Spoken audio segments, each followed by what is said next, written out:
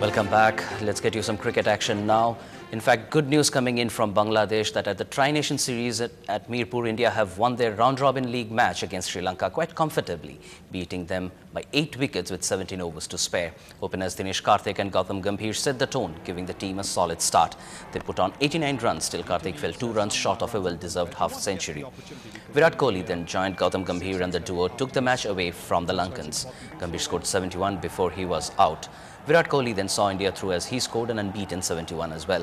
The final round-robin league match against Bangladesh tomorrow now becomes a dead rubber.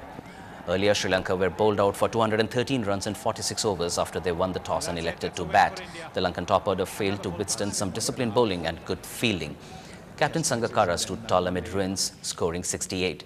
Down the order, Suraj Randeep scored 56 runs. He paired with Tilan Tushara to put on 84 runs, which took the team's total to a respectable 213. For India, Zahir Khan and Amit Mishra took 3 wickets each. Zahir was adjudged the man of the match.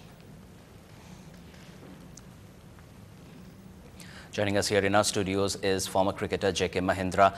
Good evening, sir. Welcome back. And well, very interesting match out there, I would say. Quite dominating Indians were. And definitely good news as well, because we seem to be finding after a long time Indian team fielding well, bowling well and batting well. Doing well in all departments of the game. Well, I think if you look back when we won the World Cup in South Africa, T20, it was about the same team. There were youngsters. There were a lot of new youngsters then, Raina, and you know, that's why that makes the difference. I think Dhoni did mention earlier that if he had youngsters, his fielding team would be much better. That's what his worry was, fielding. And I think it's a good experience today to try out 1 or 2 different cricketers and they get the confidence. I think Kohli has come to stay. Looks like he's matured, and in his last few innings he scored heavily, which is very good for an Indian team to have a stable batsman at the top. India is full of confidence. They have everybody scoring. This match is actually for Sri Lanka and a match which they won't worry about. They will put their acts together. They're probably for the next final game. They're already there. Whereas India has got a chance again to play some youngsters tomorrow. And I think Dinesh Karthik, if he got 100 today, I would have loved to see him put up that 100 today. He had an opportunity to fight for a place again, to be in his, you know, as a fielder come batsman, he is anytime useful. So I think in all, India did well today because they lost the last game against Sri Lanka. I think we must give credit to them for winning this game and coming up to the finals now with Bangladesh. Just a game which is a practice kind of thing for them.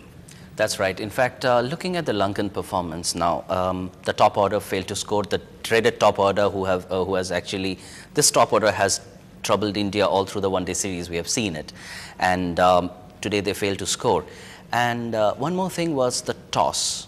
So do you think that Sangakkara's decision is questionable because he went on and batted rather than giving his bowlers a chance to bowl first? Well, I think he probably wanted, since he, as I told you, that they had this game which is a practice. So he would probably wanted his batsmen to play on this kind of opportunity where they can, you know, get ready for the final and put up some big score. But that didn't happen. They didn't fire today, the batsmen. And I guess the due factor will definitely play a big role in the final game. It's very important to win the toss. I think that's still there. The cold, Bangladesh at this time of the year is cold. I have lived there for a couple of years. I've played in that ground, fortunately. But I think it's difficult to play under that condition. So I guess the toss will become very, very important. In the final, that is. Definitely. All right, we still have a game left. So in the coming match, what do you think would be the combination India could try out? Well, Amit Mishra has going to give a little headaches to the captain and the people there who want to select the team on the final day. I think Amit is bowled very well, and I think one-day cricket you need leg spinners. I think leg spinners have been always useful in one-days. So it is a very difficult question now, whether you play 3 fast bowlers and then take these 2 spinners, and Amit might find a place because Raina can anyway bowl, Yuvraj can bowl, Sehwag can bowl. I think they have spinners there. So I think with the all-rounders we have a combination could easily, and Amit might find a place in the team. In fact, all of them were tried out today, and Amit came out sparkling. 3 wickets. Zahir Khan, man of the match, 3 wickets again. Great bowling performance. Absolutely. Zahir Khan and Amit, as I said, if the fielding supports you well and if the fielding is good, Amit can be a very, very useful bowler. And if the fielding team is going to be doing the same in the final, I think why should we not play Amit again? Absolutely. We hope that it really works out for this young man. He has struggled a lot, in fact, and perhaps this series could be the series for him. Mr. Mahendra, thank you very much for joining us and giving us all those insights. Thank you so much. Right. News now from the Chennai Open. Marin Cilic has done it again. The defending champion created history by winning the title once again. He had won the Chennai Open last year, beating India's Somdev Varman. In the finals this evening, the world number 14 beat Switzerland's Stanislas Wawrinka 7-6, 7-6. After Carlos Moya, Cilic becomes the only player to have won the Chennai Open twice back-to-back. For Wawrinka, it was Sonia, yet so far. Last year, he had made an early exit from the tournament.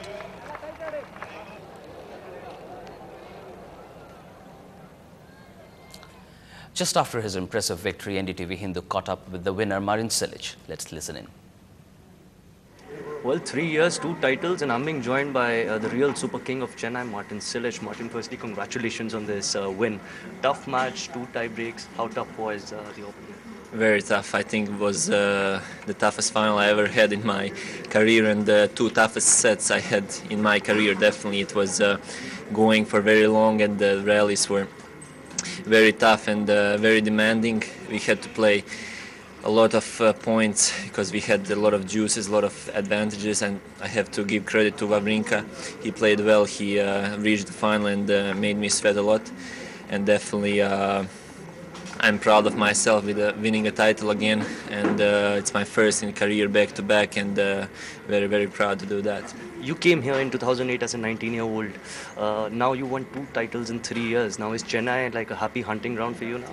It seems so. It seems that way, and I came also this week through some tough matches. I had tough battles, especially in the first few rounds, and always takes a lot of energy. This tournament's different than all the others, a lot of humidity and these things, and I think all players who come here make a good base. They practice well, and I think it's a perfect way to start the year. Thanks a lot, Marin, for joining us. Thanks a lot. At a time when the national hockey team is fighting for their salary dues, here in Chennai, an All-India Anglo-Indian hockey tournament was conducted to pay tributes to veteran Anglo-Indian hockey players and to promote the sport as well.